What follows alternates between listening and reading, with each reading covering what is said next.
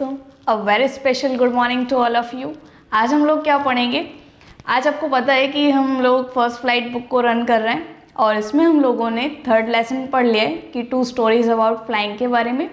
और आज हम लोग क्या करेंगे, उसकी पोएम के बारे में डिस्कस करेंगे, है ना। कि इसकी पोएम का नाम क्या है? How to tell wild animals, है ना। एनिमल्स के ऊपर एक फ़नी सी स्टोरी है, एक फ़नी सी पोएम है। और ये poem very interesting today because it's poem relate to animals, wild animals जो खतरनाक होते हैं, है ना। तो पोएम स्टार्ट करते हैं। एंड यदि आप नए हो चैनल पर तो उसे सब्सक्राइब करना ना भूलें एंड वीडियो को लाइक शेयर करना ना भूलें। और रिलेटेड टू अगर डाउट है तो आप कंसल्ट कर सकते हैं मुझसे कमेंट बॉक्स में लिख कर। सो दैट स्टार्ट करती हूँ अब लेसन को एंड शुरू करती हूँ।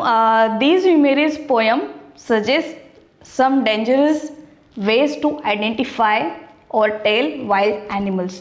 एक वर्ड आपके लिए बहुत अच्छा है, ह्यूमरस। ह्यूमरस को आप क्या बोल सकते हो? हास्यपूर्ण, या फिर जिसमें बहुत ज़्यादा आपको मज़ा आए।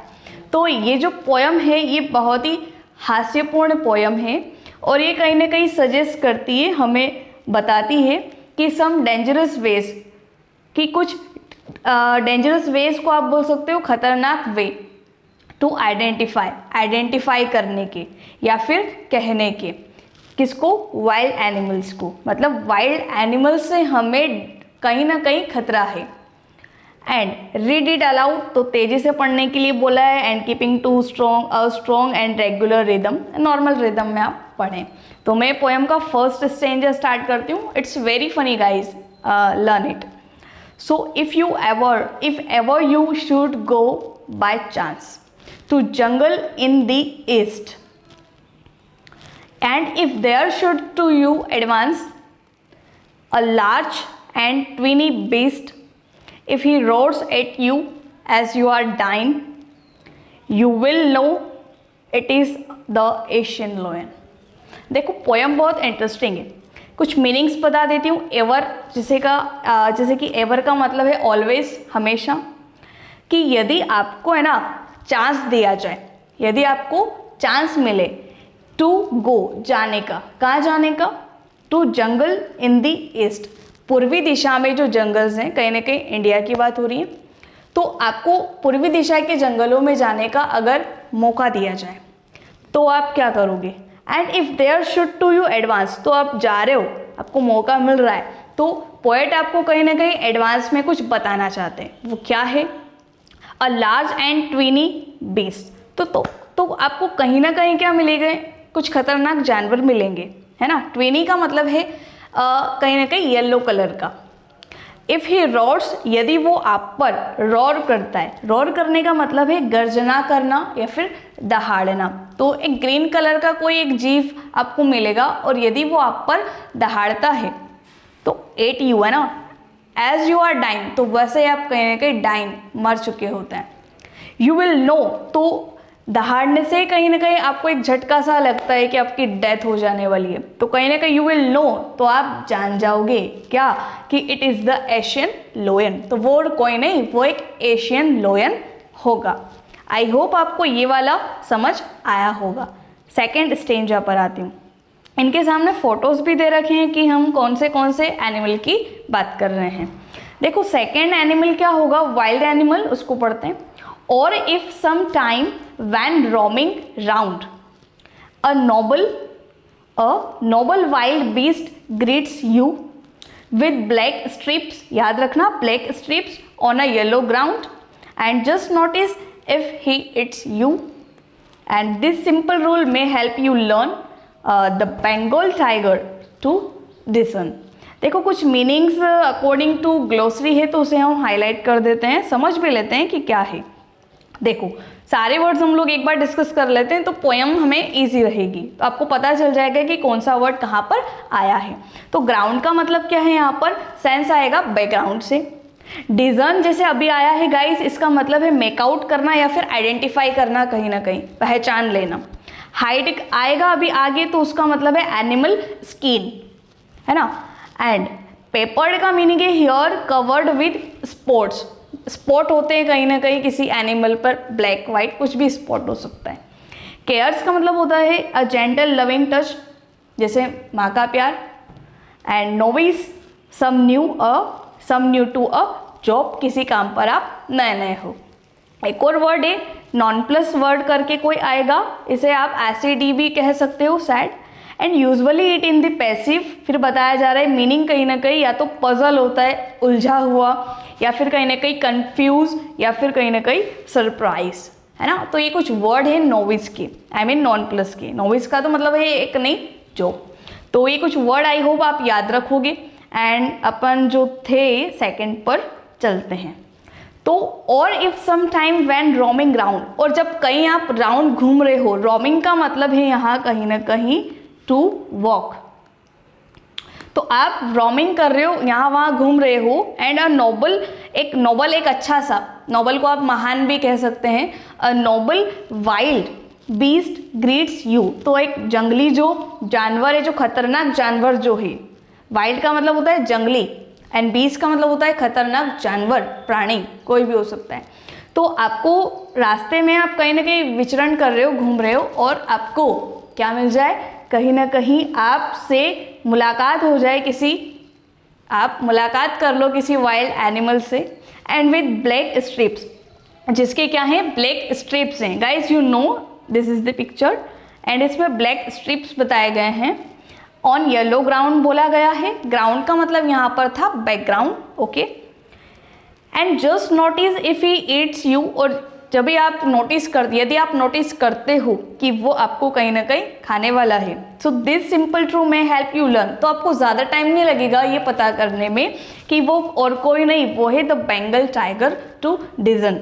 डिजन का मतलब अभी आप लोगों ने सीखा, डिजन का मतलब यही है कि मेक आउट करना, आइडेंटिफाई करना। तो आपको है ना आइडेंटिफाई करने में क्या नहीं लगेगा, ज़्यादा टाइम नहीं लगेगा। आई होप आपको सेकेंड स्टेंजा ऑल्सो क्लियर है। थर्ड पर आती हूँ, है ना। थर्ड भी बहुत अच्छा है, ये कहीं ना कहीं हम लीपर्ड के बारे में बात करेंगे, है ना।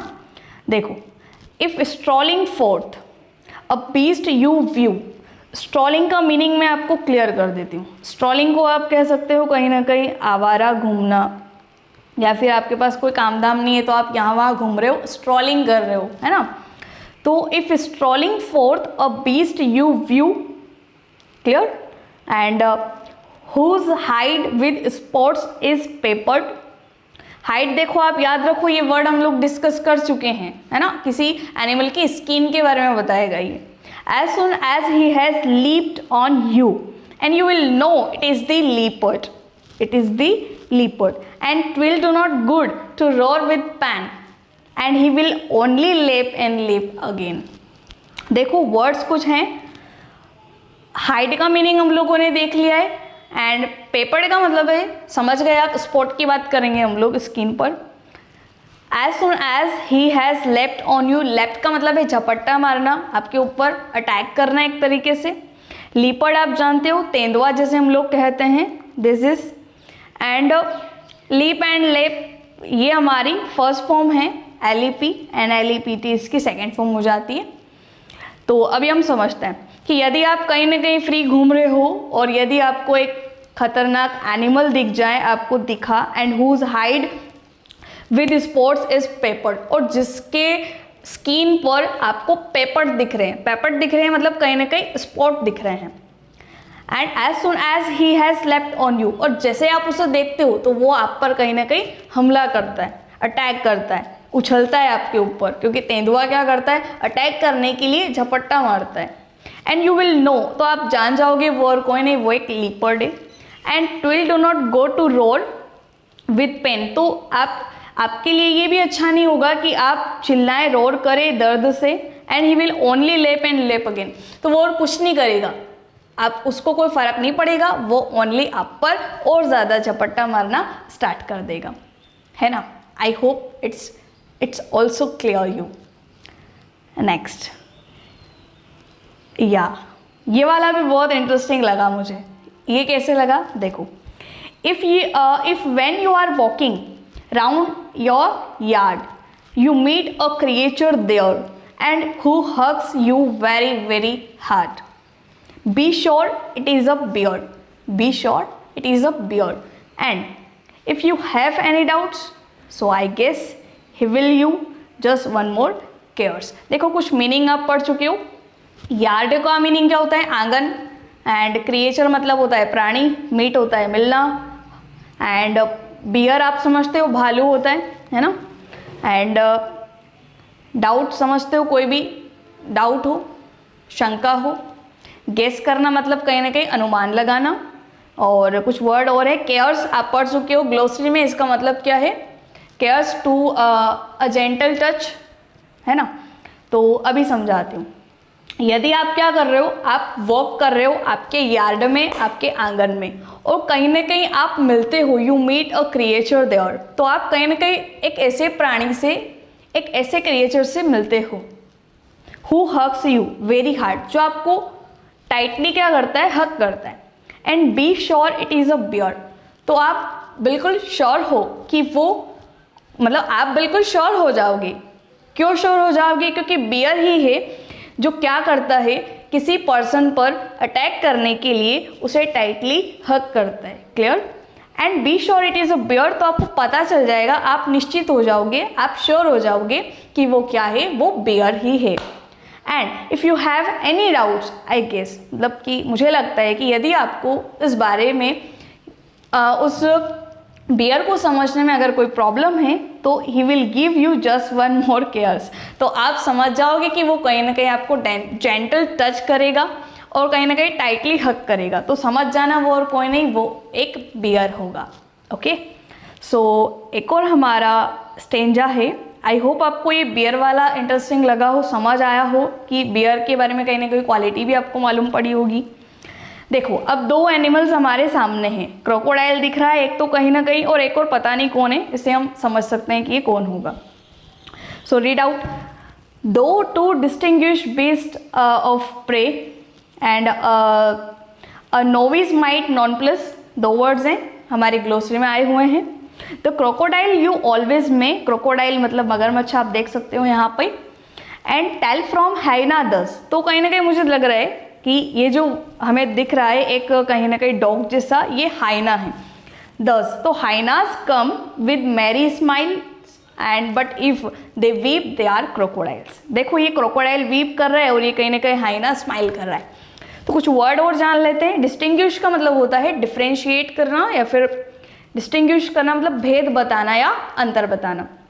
बीस्ट, बीस्ट मतलब वही है खतरनाक प्राणी, ऑफ प्रे, है ना।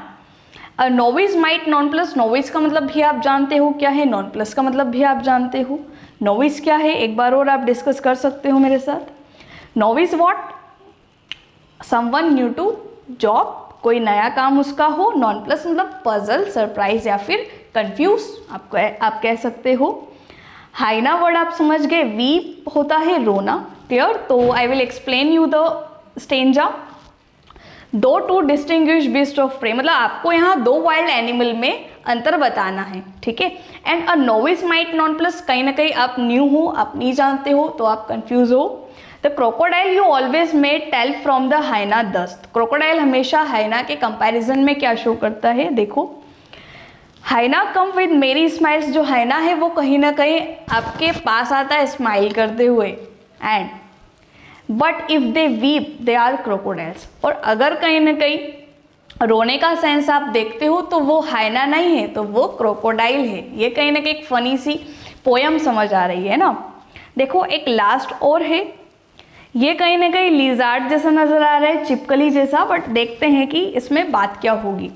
द ट्रू चैम्पियन, ये नया वर्ड दिख रहा है। The true champion is small a lizard sort of thing, lizard चिपकली अभी मैं बता चुकी हूँ। सॉर्ट का मतलब है कहीं ना कहीं type, kind. He hasn't any ears at all and not a single wing, wing होते हैं पंख। And if there is nothing on the tree so tease the champion you see. देखो क्या बोला गया, the true champion is small, champion का मतलब क्या है, कहीं ना कहीं बहुरूपी या फिर कहीं ना कहीं रंग बदलने वाला, गिरगिट आप कह सकते हो। अ लिजार्ड सॉर्ट ऑफ थिंग, तो आप कहीं ना कहीं देखते हो कि एक छोटा सा चैम्पियन है, गिरगिट जैसा रंग बदलता रहता है, तो कहीं ना कहीं आपको लगता है कि वो चिपकली है। लेकिन ही हैज़न्ट एनी ईयर्स, आपको पता है कि ईयर्स नहीं होते हैं लिजार्ड के, and not a single wing, और ना ही कोई उड़ता है वो, ना ही वो उड़ती है, ना ही उसके पंख हैं। And if there is nothing on the tree, तो आप समझ जाना कि वो और कोई नहीं है वहाँ ट्री पर। इज द चैम्पियन यू सी, तो आपने लिजार्ड को नहीं देखा है। यदि वो रंग बदल रहा है तो वो लिजार्ड नहीं है, वो छिपकली नहीं है, वो गिरगिट होता है। तो सिंपल बोला गया, आप अगर कोई थिंग ऐसी देखते हो, आपको कोई चीज़ ऐसी दिखी है, कोई प्राणी दिखा है, तो वो जो रंग चेंज करता है, बहुरूपी हो रहा है, तो वो गिरगिट हो रहा है। वो गिरगिट है, वो लिजार्ड नहीं है ना। तो इसके पोएट कौन है? कैरलियन वेल्स इसके पोएट हैं। एंड इसके क्वेश्चन आंसर्स हम नेक्स्ट वीडियो में फॉलो करेंगे। जितने भी क्वेश्चन आंसर्स यहाँ हैं 7 दिख रहे हैं मुझे, और होप दैट ये जो पोयम है क्लियर हुई हो, समझ भी आई हो कैसे क्या है इस पोयम में। एंड इसके क्वेश्चन आंसर्स पर हम बात करेंगे ज़रूर, डेफिनेटली, और मैं आपके लिए लेकर भी आऊँगी इसके क्वेश्चन आंसर्स। तब तक के लिए आप इस पोयम को रीड आउट कीजिए, रीडिंग कीजिए। रीडिंग जितना करोगे, आपका जो पढ़ने का जो सेंस है, पोयम में किस सेंस से वर्ड यूज़ होते हैं, ग्लोसरी क्या होती है, तो रीडिंग से कहीं ना कहीं आप अपनी इंग्लिश को भी बेटर कर पाओगे, है ना। तो धीरे धीरे ही होगा ये। तो आप इसे रीड करें, पढ़ें। रिलेटेड अगर कोई डाउट्स हो कमेंट सेक्शन में कमेंट ज़रूर करिएगा। तो thanks for watching the video. Bye bye.